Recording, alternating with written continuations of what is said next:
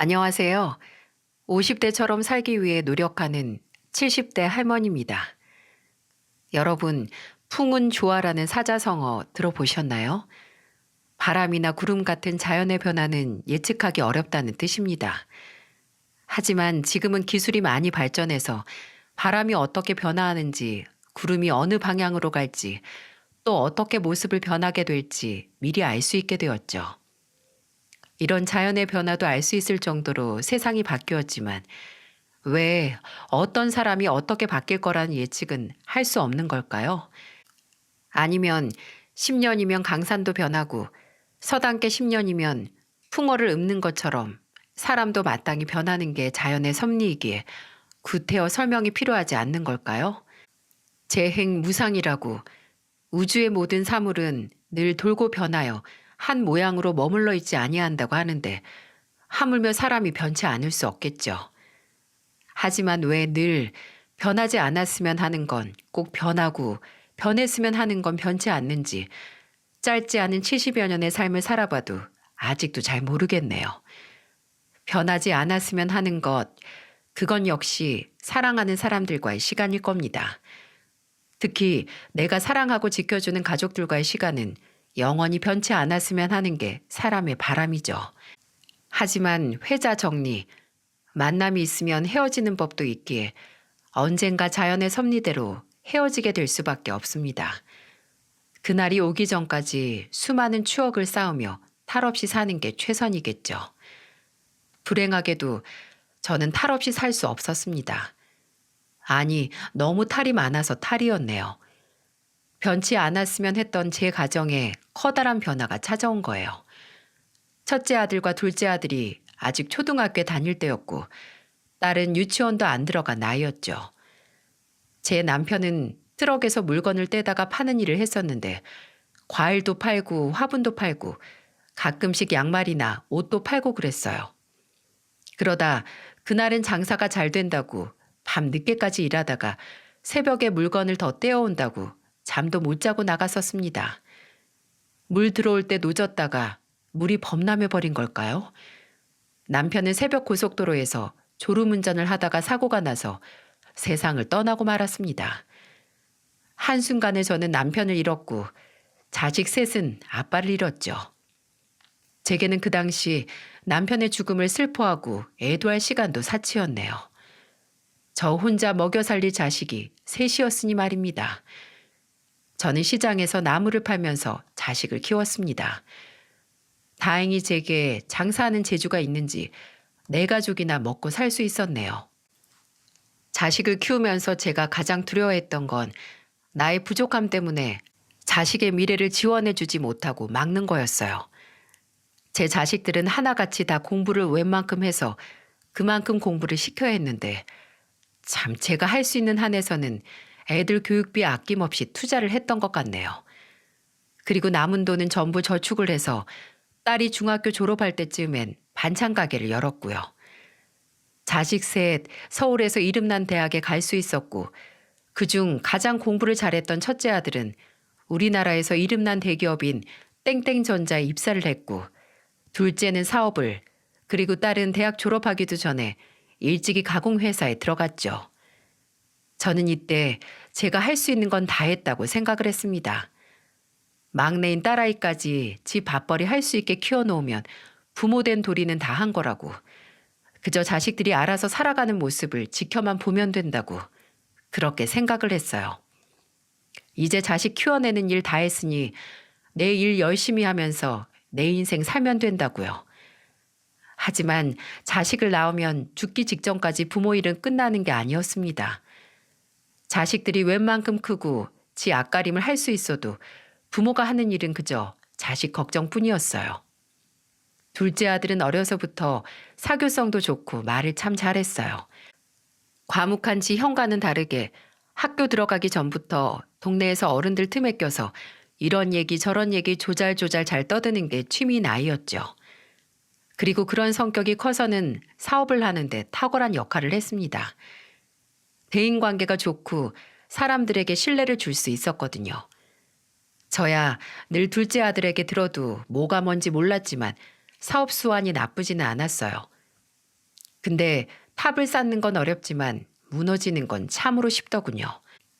둘째 아들은 지 형보다도 일찍 결혼해서 20대 후반에 가정을 이뤘는데 아무래도 가정이 생긴 만큼 책임감은 막중해지고 더 빨리 성공을 해야 한다는 부담도 생겼었나 봅니다. 사업이 기울기 시작하고 다른 형제들에게 돈까지 빌리게 됐고 둘째 아들은 지 아내하고도 사이가 안 좋아졌죠. 매일 밤마다 울먹거리는 목소리의 둘째 며느리가 제게 전화를 해서 푸념을 늘어놓았어요. 둘째 며느리는 자식을 원했지만 아들은 지금은 때가 아니라며 일단 일이 안정기에 들어서서 천천히 갖자고 말했다고 합니다. 둘째 며느리는 그때가 대체 언제 올지도 모르는데 언제까지 기다려야 하는지 일이 중요한지 가족이 중요한지 모르겠다고 우울해했어요. 근데 어쩌면 둘째 아들은 그때부터 준비하고 있었을지도 모릅니다. 떠나기 전 세상에 소중한 걸 더 이상 만들지 않는 준비를 말입니다. 둘째 며느리가 끝내 이혼 이야기를 꺼냈을 때쯤 31였던 둘째 아들은 되돌릴 수 없는 선택을 했습니다. 그의 겨울밤이 가장 긴 날, 그 차디창 한강물에 빠져 스스로 생을 마감했습니다. 자식의 죽음은 입에 올리는 것만으로도 아직 뼈마디가 아릴 정도로 괴롭습니다. 둘째 아들은 본인이 마지막으로 땅을 밟았던 한강 둔치에 소주 3병과 유서를 남기고 떠났어요.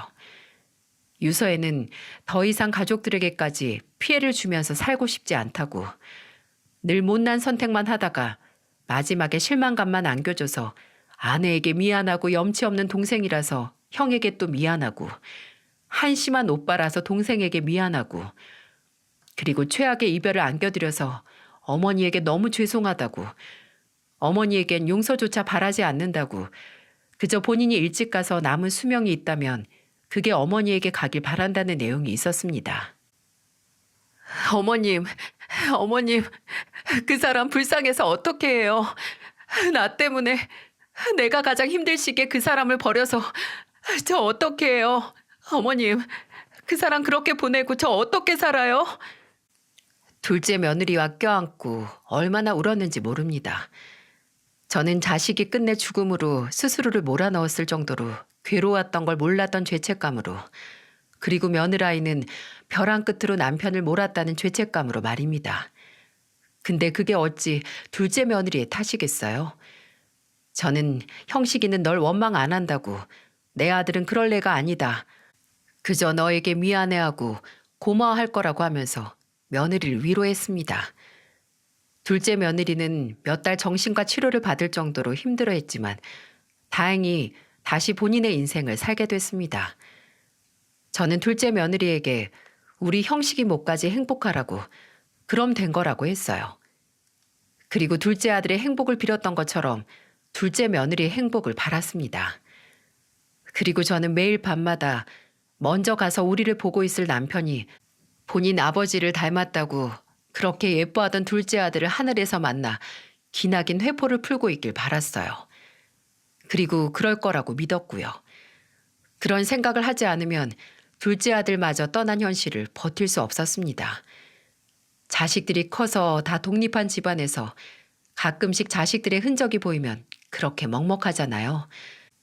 청소하다가 둘째 아들이 와서 자고 갔다가 두고 간 양말이나 두고 간 면도기, 그리고 저는 영 소화가 안 돼서 안 먹지만 둘째 아들이 좋아해서 늘 집에 해놓던 톳나물 무침을 보면 언제든 둘째 아들이 제 입에 올 것만 같았습니다. 그렇게 하루하루 저도 모르는 사이에 말라가던 때에 첫째 아들이 저를 찾아와 말했어요. 같이 살자고 말이죠. 저는 반대했습니다. 그 당시 큰아들은 30 중반이었고 그때 결혼을 해도 늦었을 때인데 애미하고 같이 살면 그게 더 늦어지지 않겠어요? 그리고 제가 제 밥벌이 못하는 사람도 아니고 괜히 그 나이에 벌써 자식의 부양을 받고 싶지도 않았고요. 저도 그때 제가 그리 고집이 세고 자존심이 강한 사람이라는 걸 새삼 깨달았네요. 근데 첫째 아들은 그런 저보다도 더 고집이 세더군요. 형식이도 제가 엄마 곁에 있는 걸 원할 거예요. 어머니가 마음 편히 살아야 형식이도 거기서 좀 편하게 있죠. 걔가 그렇게 가서 제일 눈에 밟히는 게 누구겠어요. 어머니밖에 없지. 그러니까 어머니, 이번에는 제가 하자는 대로 하세요. 그래야 저도 형식이 볼 면목이 있죠. 먼저 간 동생에게 남은 마음의 짐을 덜기 위해 첫째 아들은 저와 합가를 해서 살기 시작했습니다.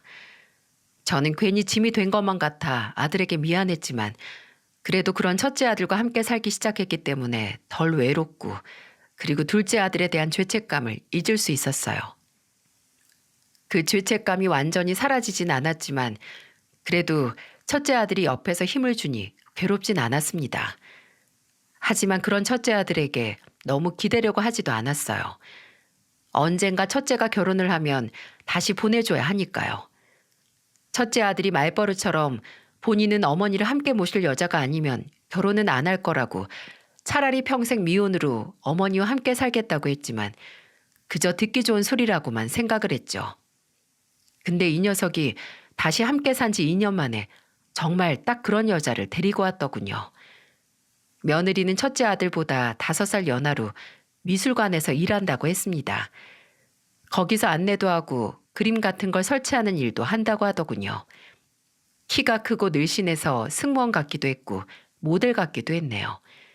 말도 유려하게 잘하고 사교성도 좋아 보여서 그런 며느리를 보고 있으면 왠지 둘째 아들이 생각이 나기도 했어요. 아직 결혼한다고 말은 안 하고 그냥 진지하게 좋게 만나고 있다고 첫째 아들이 제게 며느리를 소개시켜줬을 때 며느리는 이런 말을 했었습니다. 어머님, 형만 씨가 저랑 연애하고 반년도 안 돼서 뭐라고 했는지 아세요? 본인은 평생 어머님을 모시고 살아야 한다고 혹시 결혼을 전제로 연애를 하고 싶은데 시어머니를 모시고 살 생각이 없다면 그만하자고 하는 거예요. 아이고 미쳤네 미쳤어. 형만이 너는 뭐가 잘났다고 그런 소리를 했니? 아주 오만정 떨어진 소리를 했네. 제가 얼마나 놀라고 황당했는데요. 근데 어머님, 웃긴 게 그 말이 도움이 되긴 했어요. 내가 결혼을 하고 나서 시어머니와 함께 살면서 모시고 살 수 있을 정도로 이 사람을 좋아하나? 라고 가만히 생각해 보니 할 수 있겠더라고요. 이 사람이 말은 좀 융통성 없게 하긴 했는데 오히려 저도 제 마음을 확실히 알게 됐어요. 그러니까 제가 이 사람을 어머님과 같이 살아도 문제 없을 정도로 좋아한다 이거죠. 제가 그 당시 고혈압 약도 먹고 있고 전 당뇨 증세가 있어서 첫째 아들이 더욱더 저와 함께 살겠다고 했던 거거든요. 혼자 살면 아무래도 건강관리에 소홀하고 놓치는 부분이 있을 테니 같이 살면서 본인이 챙겨야 한다고 말입니다. 아마 그 이야기를 하면서 첫째 아들은 사부인과 사돈 어른을 설득했나 봅니다. 소중한 딸과 결혼을 하면서 시어머니와 함께 살게 할 수밖에 없던 이유를 말입니다. 다행히 사부인과 사돈 어른께서 참 좋은 분들이어서 그런 첫째 아들의 마음을 이해해 주셨고 또 나중에는 직접 알아보셨는지 고혈압이나 당뇨에 좋은 식재료를 보내주셨고요. 먹는 게 가장 중요하다고 고혈압에는 육류보다 생선이라며 1년 내내 제철 생선을 제 집으로 배달 보내주시기도 했고 당뇨에 좋다고 견과류와 청국장이나 감자 그리고 사부인께서 직접 오미자차를 만들어 보내주시기도 했네요. 저도 이렇게 좋은 사돈을 만나서 인생의 순풍을 만났지만 누구보다 첫째 아들의 인생이 사돈 어른으로 인해 노선이 바뀌기도 했네요. 사돈 어른은 그 당시 기업체를 운영했는데 중소기업이었지만 그 분야에서는 알아주는 곳이었고 규모도 그리 작지 않고 사원수도 많다고 하더군요. 며느리에게 들어보니 사돈 어른은 젊은 시절 뼈 빠지게 일해서 자수성가한 회사를 자식들에게 주고 싶어 했는데 딸 둘 있는 게 미술이다 음악이다 영 다른 길을 선택하는 바람에 오랜 시간 바라던 꿈을 이루지 못할 위기였다고요. 그럼 차라리 사위라도 둘 봐서 그중 하나한테 줘야겠다고 늘 말하시면서 며느리와 사돈 처녀에게 빨리 결혼을 하길 바랐다고 하는데 첫 사위로 들어온 제 첫째 아들이 마음에 들긴 했지만 차마 힘들게 들어간 대기업 그만두고 본인 회사로 오라고 말을 못하셨다고 하네요. 자수성가로 놀랍도록 훌륭한 성공을 거뒀지만 동네 슈퍼가 대형 마트에 명함 내밀기 민망한 것처럼 그렇게 원하던 사위를 보았음에도 본인 회사로 불러서 물려줄 수 없다는 생각이 들자 실망을 많이 하셨던 모양이었어요. 그래도 포기를 하진 않은 눈치였습니다. 사돈 어른이 참 제 아들을 자주 불러냈거든요. 물론 제 아들을 예뻐해서 그런 것도 있었겠지만 며느리가 하는 말로 봐서는 회사 거래처 사장들과 모임이 있는 날에도 괜히 아들을 불러낸다고 하는 걸 보니 언젠가는 사위인 제 아들을 꼭 본인의 후임으로 앉히겠다는 생각을 버리지 못한 것 같았죠. 그리고 그 꺼지지 않던 희망이 그저 헛된 건 아니었는지 결혼하고 2년 후 며느리가 첫째를 낳고 나서 얼마 지나지 않아 첫째 아들은 다니던 회사를 그만두고 사돈 어른의 회사로 이직을 했습니다.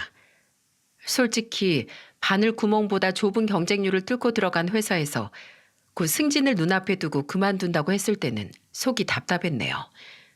행여 등 떠밀리는 건 아닐까 걱정도 했지만 그렇다고 그게 하루아침에 정한 결정이 아니라는 걸 알기에 아들을 말릴 수가 없었습니다. 아들은 지금 회사가 물론 대기업인 만큼 자부심도 있긴 하지만 그곳에는 본인을 대체할 인력이 넘쳐난다고 하더군요. 근데 지금 장인어른네 회사에는 본인이 필요하고 본인을 꼭 필요로 하고 동시에 아직 성장도 무궁무진하게 할 수 있는 곳에서 남은 시간을 일해보고 싶다고 했었죠. 아들이 사돈 어른의 회사로 들어가고 얼마 지나지 않아 집으로 생전 처음 보는 커다란 꽃다발이 배달됐더라고요. 저는 사돈 어른이 끝내 본인을 믿고 큰 결정을 해준 사위에게 고마운 마음으로 보낸 선물이라고 생각했어요. 근데 보낸 사람이 사돈 어른은 맞았지만 받는 사람은 사위가 아니었어요. 그 꽃다발의 주인은 바로 저였습니다. 거긴 작은 카드가 들어있었는데 아주 정갈한 글씨체로 이렇게 적혀 있더군요. 지난날 사부인 홀로 자식들을 키우면서 얼마나 많은 고생을 하셨는지 이루 짐작도 할 수 없습니다.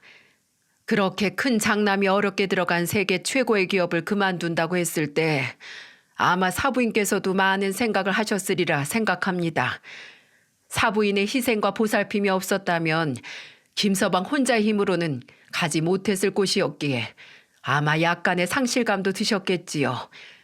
그런 사부인의 노고가 헛되지 않게 김서방, 제 회사에서 이 결정을 절대 실망하지 않게 잘 이끌겠습니다. 이런 카드를 받았는데 어찌 사돈 어른을 믿지 못하고 아들을 또 믿지 못하겠어요?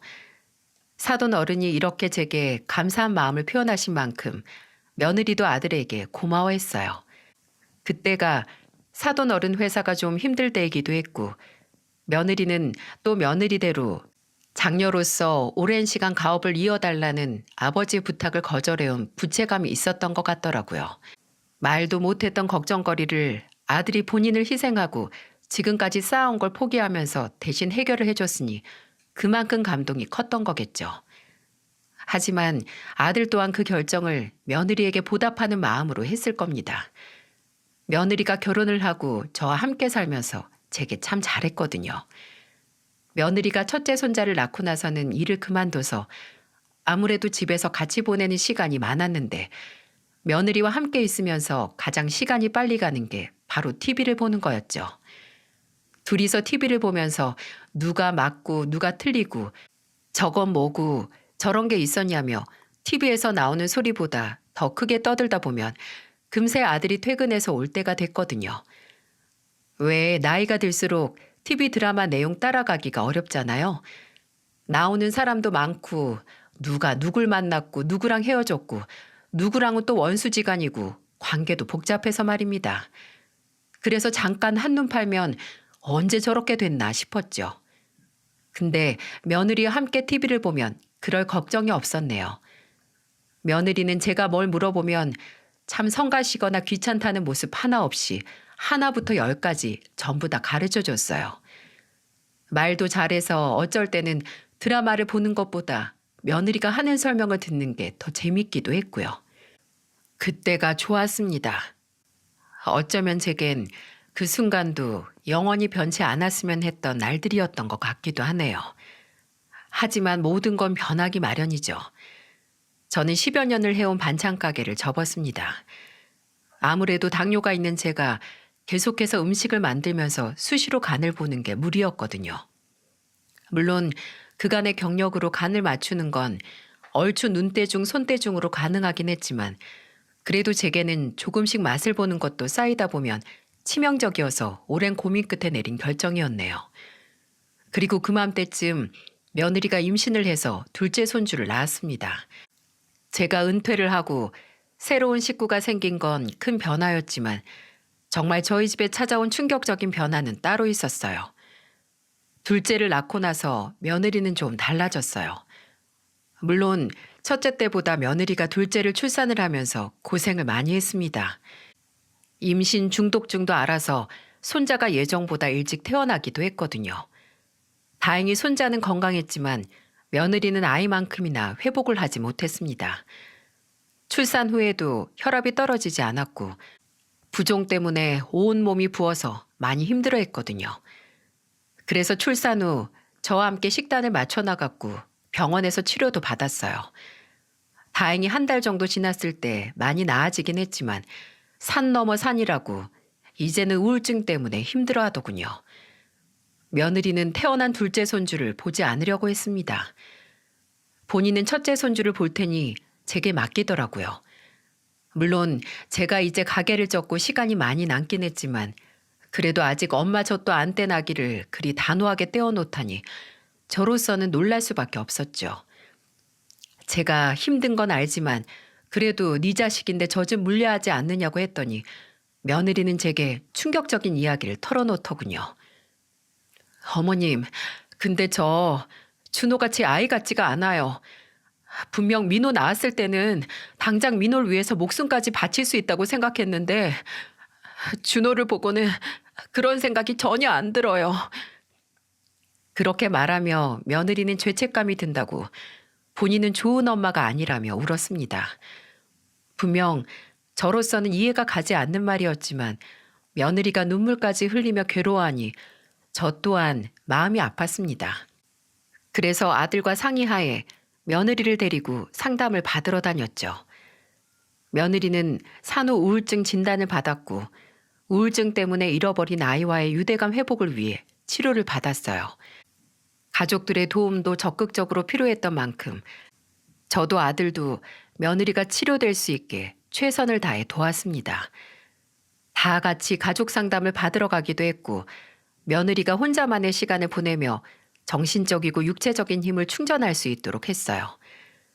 며느리는 천천히 예전의 그 밝은 모습으로 돌아오는 것 같았습니다만 진짜 문제는 여기서부터 시작됐네요.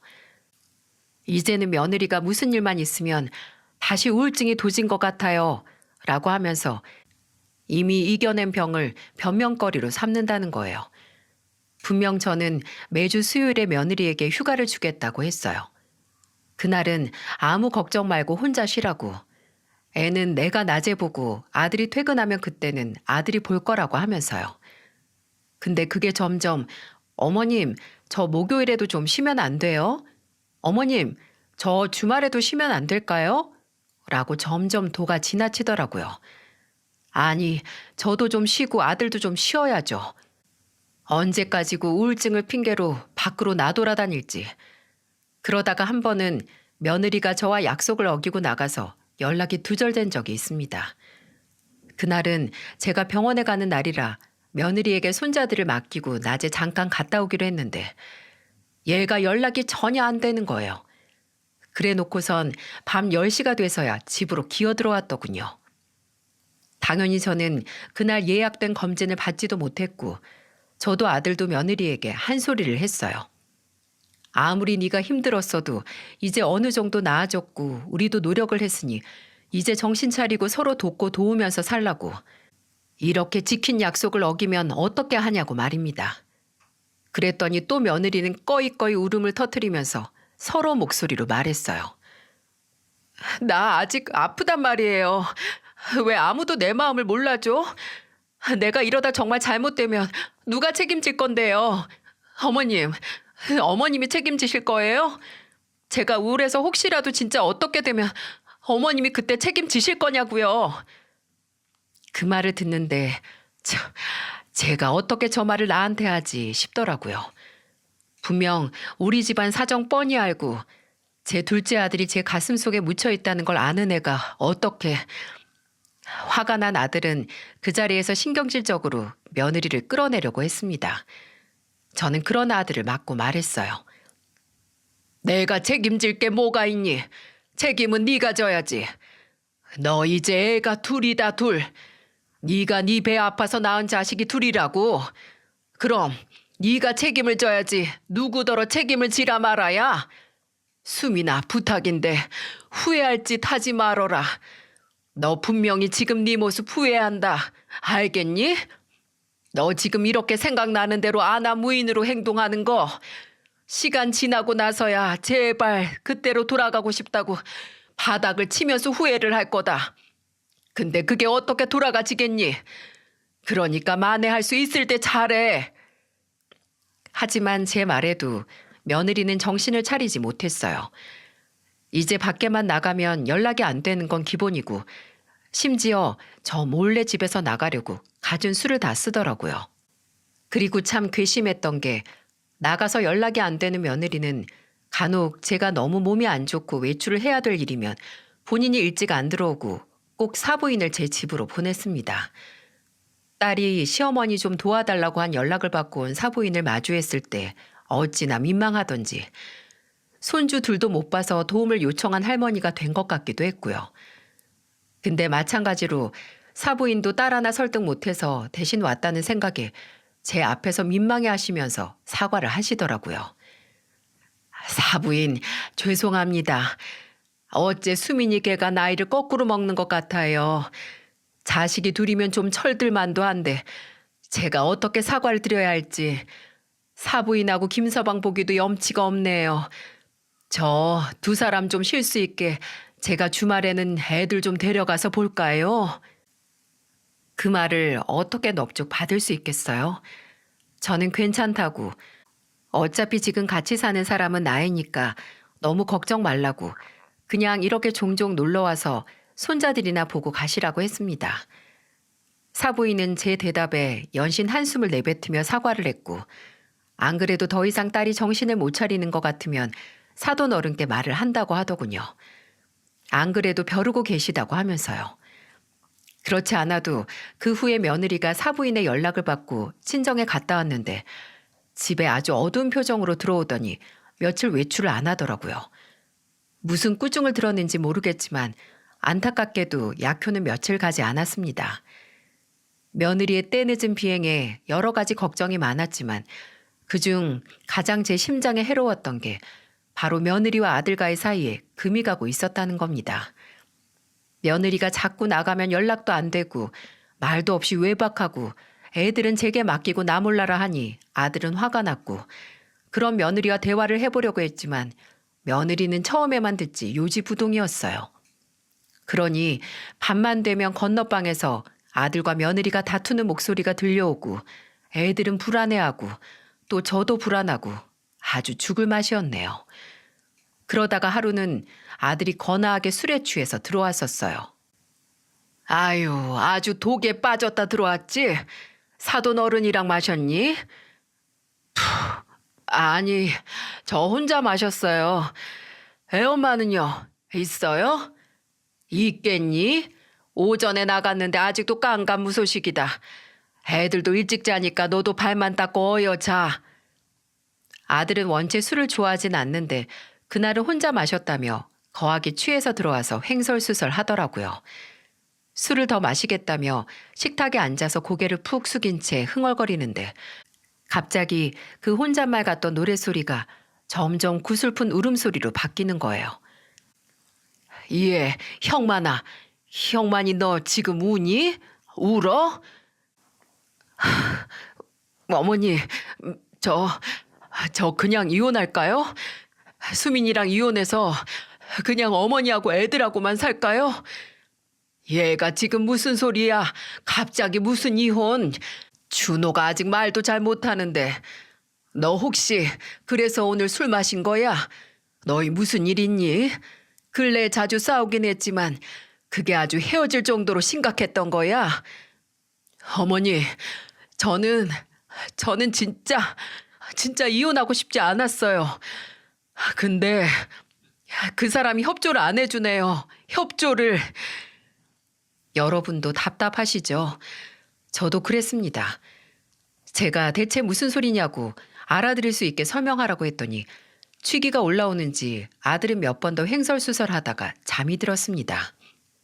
다음 날 아들에게 어제 일을 기억하냐고 수민이랑 너 무슨 일 있냐고 물어보니 걱정 마시라고 알아서 한다고 그 소리만 하더군요. 며느리에게 물어봐도 모르쇠로 일관하고 한 지붕 아래 살아도 이건 같이 사는 게 아니었습니다. 이럴 거면 뭐하러 같이 사나 싶더라고요. 근데 제가 그렇게 답답해하고 있을 때 아들은 저도 며느리도 모르게 쌓이고 쌓인 앙금을 터뜨릴 준비를 하고 있었어요. 그리고 그건 돌아오는 며느리의 생일날 당사자인 아들도 모르게 터져버렸고요. 며느리의 생일 전에 날짜가 돌아오는 걸 안 저는 생일날 뭘 해줄까 했습니다. 근데 요새 하는 짓이 미우니 그냥 넘어갈까도 했어요. 근데 며느리는 그렇다 치더라도 왠지 사부인과 사돈 어른이 눈에 밟히더라고요.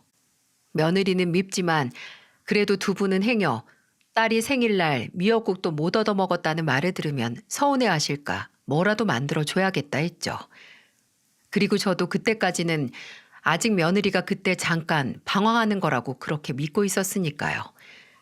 미역국보다는 든든하게 영양 보충하라고 삼계탕을 끓이는 게 나을 것 같아서 주말 아침 일찍 시장에 갔고 국물이 진하고 고기가 부드러운 게 좋으니 특별히 오골계 사다가 인삼 넣고 찹쌀 넣어서 압력솥에 푹 삶았어요. 아들에게는 그래도 생일인데 케이크에 초는 꽂아야지라고 하면서 나가서 사오라고 했고 그렇게 제가 만든 음식과 아들이 사온 케이크로 며느리의 생일상을 마련했습니다. 수민아, 너 다리부터 얼른 가져가서 먹어라. 내가 질기지 않게 딱 좋게 삶아서 고기가 아주 흐물흐물할 정도로 연하다. 아, 어머님도 이제 더운데 무슨 삼계탕이에요. 이에 이열치열이라잖니. 이거 든든하게 먹고 올해 여름 잘 보내면 되지. 그래, 당신 주려고 아침부터 만드셨는데 얼른 먹어봐. 냄새 좋네. 아들은 솥에서 커다란 오골개 다리를 찾아 며느리 앞접시에 놔줬습니다. 며느리는 처음에는 냄새만 맡다가 젓가락을 들더니 살을 발라내 입으로 가져가더라고요. 근데 직전까지도 어째 좀 냄새가 비리네? 라고 중얼거렸고 입에 넣고 몇 번 씹더니 눈살을 찌푸리고 말했어요. 아우 짜! 어머님 이거 간 어떻게 하셨어요? 너무 짠데요? 그래? 아유 내가 간을 안 보고 만들어서 그런가. 근데 따로 소금 후추 간해서 먹으라고 간 얼마 안 했는데. 얼마 안 한 간이 이래요? 아우 저 물 좀 먹어야겠어요. 간이 짜다고 한 며느리는 연거푸 물을 마셨습니다. 아들도 그런 며느리를 보다가 본인도 몇 입 먹었고요. 근데 아들은 괜찮다고 삼삼하다고 했죠. 당신은 워낙 짜게 먹으니까 그러지. 어머님, 안 그래도 당뇨도 있으시면서 이렇게 음식을 짜게 드시려고요? 아니, 내가 먹을 게 아니고 니들 먹을 거라서 간을 좀 했지. 나야 어차피 고기 빠진 국은 안 먹으니까.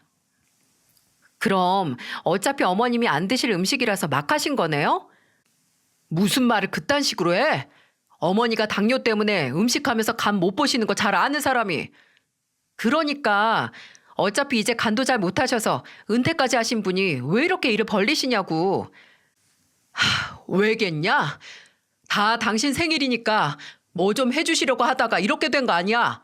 그렇게 짜지도 않은데 왜 그리 유난이야? 미쳤어? 아니 짠 음식을 짜다고 하지. 그럼 꾸역꾸역 먹어? 됐다 됐어. 입에 안 맞으면 안 먹으면 돼. 형만이 너도 그만하고 수민이 너도 그만해라. 먹기 싫은 거 어거지로 먹을 필요도 없어. 순식간에 분위기는 땅바닥으로 곤두박질 쳤습니다. 아들은 눈을 내리깔고 아무 말도 하지 않고 있었지만 콧김을 푹푹 내쉬고 있었고 며느리는 그런 아들을 째려보다가 죄 없는 삼계탕을 보더군요. 입맛이 뚝 떨어진 저는 다 마신 물을 뜨기 위해 자리에서 일어나 부엌으로 갔습니다.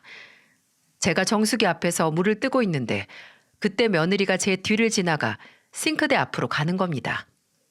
그리고 싱크대 앞에 있는 쓰레기통에 뭔가 콱 버리더라고요. 며느리 손에는 앞접시가 들려 있었고요. 예, 너 뭘 버린 거니? 설마 너 아까 먹던 닭다리 버린 거야? 네, 버렸는데요. 어머님이 먹기 싫으면 먹지 말라고 하셨잖아요. 그렇다고 한 입밖에 안 먹은 음식을 버려? 그것도 내가 보는 앞에서. 그럼 제가 먹던 걸 누굴 줘요? 그리고 지금 이 고기가 제 앞에 있는 것만으로도 비린 냄새 때문에 골 아픈데 지금 버리지 그럼 언제 버려요? 음식을 만든 사람 앞에서 그 음식을 쓰레기통에 버리는 것처럼 모욕적인 일이 또 있을까요? 그 음식 맛이 어떻다고 해도 사람이 생각이 있으면 하지 못할 짓이죠. 근데 되려 본인은 아무 잘못 없다는 듯 당당한 모습의 며느리를 보고 충격을 안 받을 수 없었습니다. 너 대체 뭐가 문제니? 뭐가 문젠데 이래? 집에 안 들어오고 나가면 연락도 안 받고 애들도 모른 척 다 떠넘기는 너. 그래도 난 며느리라고 생일이라고 음식 만들어서 상 차리니까 뭐 비리다 짜다 하면서 이젠 쓰레기통에 버리냐? 대체 뭐가 잘못돼서 이러는 거야? 제가 문제가 아니라 어머님이 하신 삼계탕이 문제라니까요? 모르시겠어요? 비리고 짜서 도저히 먹을 수가 없다고요. 너, 너, 이런. 야, 정수민! 무대보로 나오는 며느리에게 당해낼 재간이 없어서 손만 바들바들 떨고 있는데 거실에 있던 아들이 주방으로 들어와 고함을 질렀습니다. 아들은 며느리 앞으로 성큼성큼 다가와 들고 있던 접시를 뺏어서 싱크대에 큰 소리가 날 정도로 던져놓고 말했어요. 너 지금 뭐라고 했어? 뭐가 문제라고? 아, 당신까지 왜 이래? 어머님 음식이 내 입에 안 맞고 어머님이 먹지 말라고 해서 버렸는데 왜 당신이나 어머님이나 내가 문제가 있다는 식으로 말하는 건데? 그럼 네가 문제가 아니야? 짜지도 않은 음식 짜서 못 먹겠다고 난리 부리고 나지도 않는 비린내가 난다고 얼굴 찌푸리는 게 그럼 정상적인 행동이야? 야, 민호도 어디 식당 가서 생전 처음 보는 음식 나와도 그딴 식으로 안 해. 네 식탁 예절이랑 음식 해준 사람 앞에서 지켜야 할 태도가 우리 아들만도 못했다고. 알아? 그럼 먹지도 못할 음식 그냥 꾸역꾸역 먹으라는 거야? 너 왜 이렇게 말을 못 알아쳐먹냐? 누가 억지로 처먹으래? 설령 안 먹어도 최소한의 예의는 지키라 이 소리야. 내가 무슨 예의를 안 지켰는데 진짜 웃겨. 아주 모자가 합심해서 사람 이상한 사람 만드는데 여기서 진짜 문제가 있는 건 내가 아니라 당신이랑 어머님이야. 네가 진짜 아무 문제가 없다고? 너 정말 그 말에 책임질 수 있어? 내가 그럼 무슨 문제가 있는데 괜히 사람 떠보지 말고 말해. 할 말도 없는 주제. 내가 진짜 우리 어머니 앞에서는 말 안 하고 우리 둘이 조용히 해결하려고 했는데 도저히 안 도와주네. 내가 보디가드라고 말하면 좀 알아들으려나? 뭐? 그게 무슨 말이야? 보디가드 기억 안 나? 보디가드 네가 같이 논 경호원 말이야, 경호원. 그게 무슨 소리야? 형만아, 경호원이 뭘 어쨌는데. 제 눈앞에서 다투던 아들과 며느리는 갑자기 제가 알아먹지 못할 소리를 했습니다. 아들이 보디가드라는 단어를 말하자마자 지 잘났다는 듯이 떵떵거리던 며느리가 한순간 조용해지는 게 아니겠어요? 당신 그거 뭘 알고 하는 소리야? 내가 왜 몰라? 내 마누라가 아주 줄기차게 드나들면서 재미 보던데 마누라 취미 정도는 남편이 알아야지. 나 감시했다는 소리야? 당신 미쳤어? 미친 건 내가 아니고 너지. 제정신이야? 남편의 애까지 2명인 여자가 그딴 짓을 해? 제발 제대로 설명 좀 해봐라. 보디가드가 어쨌고 수민이 얘랑 무슨 상관인데. 나 답답해서 숨 넘어가기 전에 얼른. 어머니, 남자들이 여자 끼고 술 먹는 것처럼 여자들도 잘생기고 어린 남자들한테 술 시중 받을 수 있는 술집이 있거든요. 이 사람 어머니하고 저한테 애들 맡기고 나가서 연락 두절될 때 거기 가서 놀았던 거예요. 왜 옛날 어른들이 늙으면 죽어야지 라는 말을 했는지 좀 알겠더라고요. 늙지 않고 오래오래 사니 세상 별꼴을 다 봅니다. 저는 차마 입을 다물지 못하고 며느리를 쳐다봤고 며느리는 아들을 부글부글 끓는 눈으로 보면서 이를 갈더군요. 당신 진짜 너무하다. 이제 하다하다 아내 뒷조사까지 해? 그럼 집에 붙어있지도 않고 간혹 가다 마주쳐도 대화도 안 하는 사람 내가 언제까지 기다려줘야 하는데? 야, 사람 시켜서 뒷조사한 게 당신 동태 눈깔 보고 말하는 것보다 낫더라. 내가 어디까지 알 것 같아? 너 그 술집뿐만 아니라 거기 다니는 놈 오피스텔까지 들락날락 하는 것 같은데 아주 살림 차리셨나 봐. 집이 하나 더 생겼으니 이 집에 잘 안 붙어 있던 거겠지? 그동안 며느리와의 대화가 두절되고 수상한 낌새를 눈치챘던 아들은 아무도 모르게 사람을 고용해서 며느리의 뒷조사를 해온 겁니다. 그리고 며느리가 차마 상상도 하고 싶지 않은 더러운 취미가 생겼으며 심지어 바람까지 피우고 있다는 걸 알아낸 거죠. 차라리 그 자리에서 기절을 하고 싶었는데 정신만 몽롱하고 눈앞에 당장 때려잡고 싶을 정도로 미운 며느리가 보였네요. 저는 며느리 어깨를 붙들고 말했습니다. 수민이 너 바른 대로 말해. 저 말 진짜야? 너 바람까지 난 거야? 아니에요. 바람은 무슨 저 사람이 잘 모르고 하는 말이에요. 잠깐 정말 몇 분만 뭐 가지러 갔던 걸 오바해서. 몇 분? 야, 내가 너 그 오피스텔에서 나오는 사진만 찍은 게 5장이 넘어. 각각 다른 날, 심지어 고작 2주 따라다녔어. 너 못 믿겠으면 사진 보여줄까? 봐야 좀 알아쳐먹겠어? 그렇게 고함을 지른 아들은 며느리에게 본인 휴대폰을 들이밀었습니다. 그 안에 있던 사진들을 보여주다가 끝내 성질이 났는지 집어 던지기까지 했죠. 아까까지만 해도 당당했던 며느리는 입을 열지 못했고 저 또한 넋이 나갔습니다. 아들은 며느리 앞에 떨어졌던 휴대폰을 다시 집어들면서 말했어요. 나는 그래도 좋게 좋게 해결하고 싶은 의지는 있었어. 근데 네가 네 명을 단축시키는구나. 이혼하자. 이미 더러운 걸 다 본 마당에 우리가 더 같이 살아봐야 뭐 하겠어? 사람이 왜 이렇게 극단적이야? 그래, 이제 다 알았으니까 우리 대화하자고 대화. 당신 나하고 얘기하고 싶었다며. 아니면 내가 어머님한테 사과드릴까? 어머님 음식 버려서 죄송하다고? 이제 와서? 됐어. 일 없어. 너 같은 애랑 무슨 말을 해? 당신은 사회생활 하면서 술도 안 먹어? 그런데 안 가? 뭐가 당당하고 깨끗해서 나한테 그래? 얘 봐라. 야, 난 하늘에 맹세코 그딴 데 내 의지로 간 적 없어. 회사 신입일 때 끌려간 적은 있어도 너처럼 일부러 시간 내고 가족들 내팽개치고 간 적 없다고. 다른 놈들이 간다고 해도 난 아니야. 너는 같이 산 네 남편을 그렇게 모르냐? 그리고 그런 데 가서 술 접대 받는 거? 그런 거 제일 혐오하는 게 바로 장인어른이야. 네 아버지라고. 근데 딸이라는 게 너 아직도 우리가 왜 이혼해야 하는지 모르겠으면 내가 이혼하고 싶게 만들어줄게. 그렇게 말한 아들은 휴대폰을 들어보였습니다.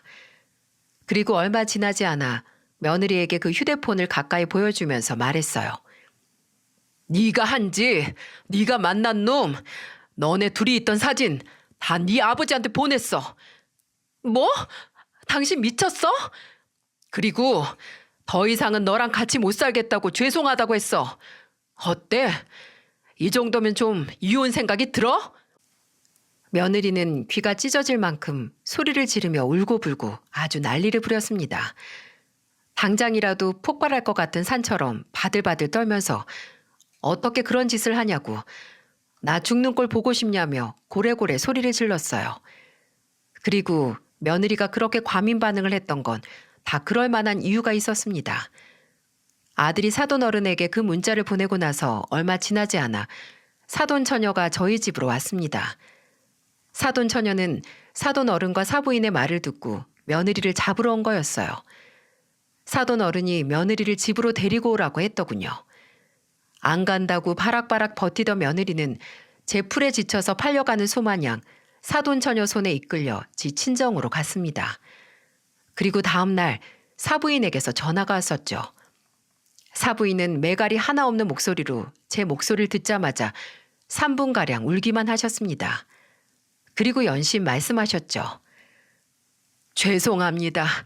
죄송합니다, 사부인. 뭐라 제가 드릴 말씀이 없습니다.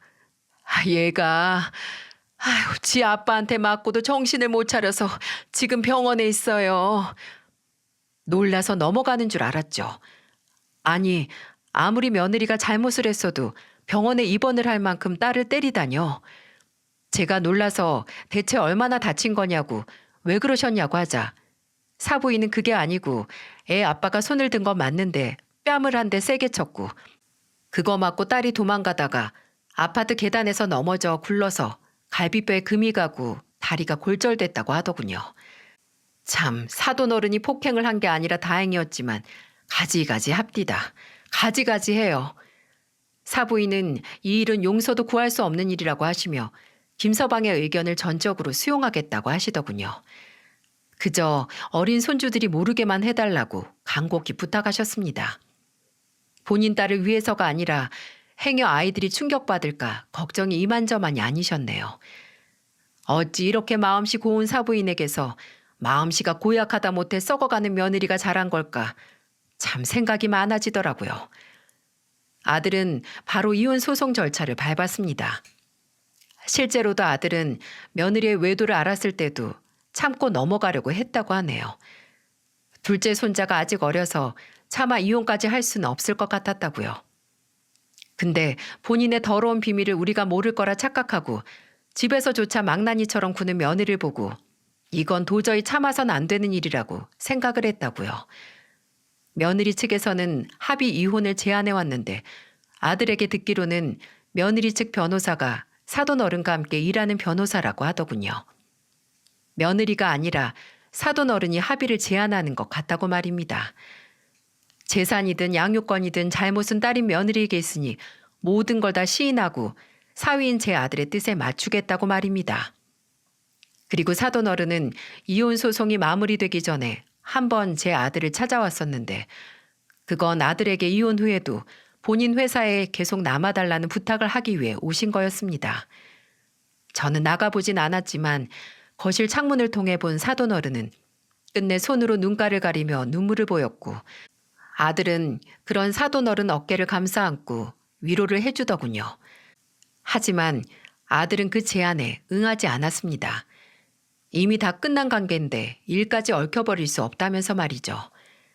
사돈 어른과 사부인은 아들의 의견도 존중을 하니 그저 1년에 많지 않게 손주들 커가는 것만 보여달라고 부탁을 하셨어요. 손자들은 제 손자들뿐만이 아니라 사돈 어른과 사부인의 손자들이기도 하기에 그건 당연한 거였는데 그래도 본인들 딸에게 잘못이 있다는 걸 알아서 그 부탁마저도 아주 조심스럽게 꺼내시더군요. 그리고 그뿐만이 아니었어요. 사돈 어른은 며느리를 통해 아들에게 위자료까지 지급을 했지만 그걸로도 마음이 편치 않으셨던 건지 아들이 손자들과 살 수 있게 집까지 마련해 주셨어요. 물론 아들은 절대 받지 않겠다고 받을 이유도 없고 스스로 자립할 능력도 있다고 거절을 했습니다. 근데 그런 아들에게 사돈 어른이 그랬다는군요. 내가 이제 자네 장인은 아니지만 나 아직 민호랑 준호 하래비야. 하래비가 손주를 위해서 집 마련해 주는 게 뭐가 문제인가. 김서방, 아니 형만아. 늙은이 마음의 짐 덜어준다라고 생각하고 받아주게나. 자네가 이걸 안 받으면 난 앞으로도 내 딸년이 자네하고 내 손주들한테 지은 죄 때문에 내 손주들 얼굴 볼 낯짝도 없어. 아들은 사돈 어른의 간곡한 부탁 끝에 결국 집을 위자료로 받았습니다. 지금은 아들이 이혼하고 8개월이 지났지만 2달에 한 번씩 사부인과 사돈 어른이 손자들을 보기 위해 오십니다. 처음에 사부인은 손자들 얼굴만 봐도 눈물을 흘리셨는데 지금은 웃는 얼굴로 손자들과 도란도란 이야기를 하고 가십니다. 그리고 아들과 이혼을 한 제 전 며느리는 이혼 후 몇 달은 간간무소식 어디서 죽었는지 살았는지도 모르다가 반년 정도 지났을 때부터 저와 아들에게 돌아가면서 전화를 하더군요. 거의 전화기 넘어서부터 술 냄새가 날 정도로 취해 있었고 민호랑 준호 잘 지내냐고 얼굴 보고 싶다 사진이라도 보내달라 목소리 좀 들려달라고 주정을 부렸습니다. 저는 이제야 엄마 없이 잘 자는 애들이 행여 다시 혼란스러울까 싶어서 말했습니다. 너 애들 목소리 들을 자격 없어. 얼굴 볼 자격도 없고 내가 분명 그랬지. 너 후회할 거라고. 어디 혼자서 잔뜩 후회해 보렴. 몇 번이나 있었던 기회 뻥 차버리고 어디 숨 넘어가기 직전까지 후회해봐. 네가 진짜 애들 엄마면 그 짓거리하고 이렇게 금방 애들 보여달라고 못해. 저는 이 일이 있고 나서 제 자신을 탓했어요. 둘째가 그렇게 갈 때도 애미로서 아무것도 몰랐는데 같은 지붕 아래서 내 아들에게 또 내 손주들에게 무슨 일이 일어나는지도 모르고 있었다니. 근데 아들이 제게 그러더군요. 본인도 자식으로서 어머니께 보여드리고 싶지 않은 걸 숨겼던 거라고요. 아무리 내 편인 부모님이지만 그런 부모님에게 죄송하고 한심스러워서 보이지 않았을 뿐이니 자책하시지 말라고 하더군요. 그러고 보면 저도 누군가의 부모보다는 누군가의 자식으로서 살 땐 그런 생각을 했던 것 같습니다. 부모에게 모든 걸 털어놓는 것보다는 부모님이 걱정하지 않게 숨길 건 숨기는 게 낫다고 말입니다. 아직 70줄에 들어선 지 오래된 건 아니지만 그래도 이만큼 살면 어느 정도 인생에 있어서 무뎌질 만큼 무뎌졌다고 생각했는데 살아도 모르겠는 게 바로 인생 그 자체인가 봅니다.